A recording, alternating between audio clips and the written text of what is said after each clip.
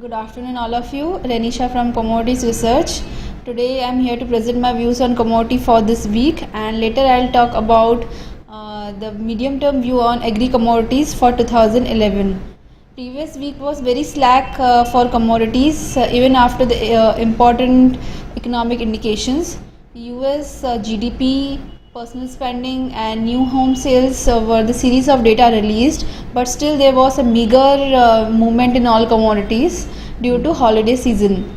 Base metal prices finished the week in a green zone as copper prices touched the new high of $9400 at LME and rupees 430 mark at MCX.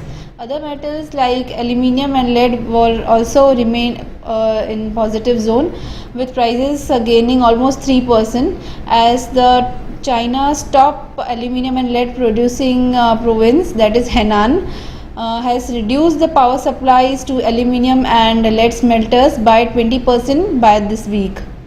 Crude oil was the best performer, rising 3% and traded above $91 on cooler temperature across US and Eurozone regions, which boosted demand for heating fuel. The rally includes speculative buying, which was supported by mixed economic data despite choppy equity markets during the week of Christmas.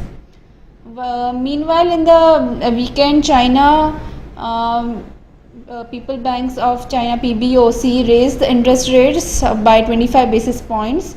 The benchmark 1-year lending rate target is now 5.81%, while the 1-year deposit rate is now 2.75%. This is the second rate hike since 2007, and this comes after the 25 basis point hike in back in October. The PBOC is hiking rates to combat inflation, which has reached 28-month high in November when the CPI rose 5.1% over the year on year, and this is going to have muted impact on commodities. This week again I expect the same range bound trading movement in commodities, particularly in bullion, due to lack of participation by traders and speculators across US and Eurozone due to Christmas and New Year holiday. Base metals prices are expected to remain sideways with somewhat lower level buying expected in copper, while in lead, zinc and aluminium selling may take place. I expect crude oil prices to trade steady near $91 till the new year, and then may correct to $88 facing profit booking. Natural gas prices may remain choppy and may rise this week on reducing supplies. Now, talking about the report which we have released today, that is medium term view on agri commodities for 2011. We have covered 8 commodities.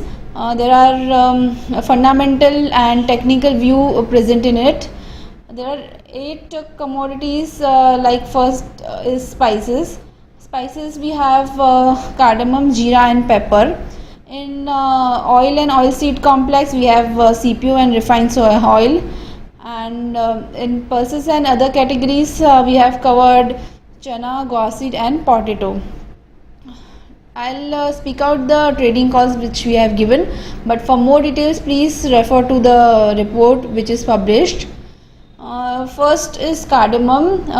There we have view of buying on dips around 1580 levels. It is the March cardamom, and with the stop loss of 1460 and target of 1750 on higher side.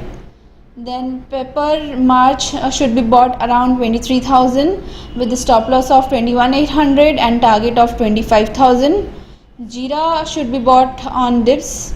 It is a March contract with the stop loss of 13,000 and target of 16,000 and 17,000. Crude palm oil February should be bought on dips around 550 with the stop loss of 525 and targets of 600. Buying in an NCDX refined soya oil is advisable around 590 maintaining the stop loss of 565 and targeting 640 in the near term. Then selling in NCDX China February should be done around 2560 to 2580 levels. Stop loss should be placed above 2700 and the target is 2450 to 2420 in a short term. Gosh seed February contract should be sold around 2580 to 2500. Stop loss should be above 2600 and target price of 2300 is expected. Potato should be bought around 650 levels with the stop loss of 590 and the targets of 700 and 775. So this is all from my side. For more details, please read to our commodity weekly report and also the agri report which we have released today. Bye. Happy trading.